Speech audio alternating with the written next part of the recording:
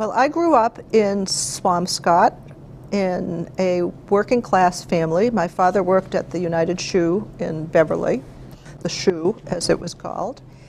And when I went to graduate school in Washington at the School of Advanced International Studies, which is part of Johns Hopkins, it was the first time anyone had ever asked me, "Where did you prep?"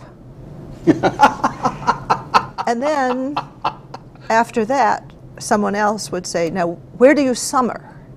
Now, in Swampscott, summer is not a verb. So I began to become aware that most of my classmates had gone to prep school, had gone to Ivy League colleges. They did summer in very wealthy and well-known locations, and that I was really not educated in elements of class. Class is not a subject that America deals with very successfully because we have the myth of the classless society, and that everyone can go from, you know, the blue-collar family up to becoming a millionaire. And it's a very powerful myth. And you question it at your, with a lot of risk, because until very recently, people will accuse you, well, that's just Marxist drivel if you want to talk about class.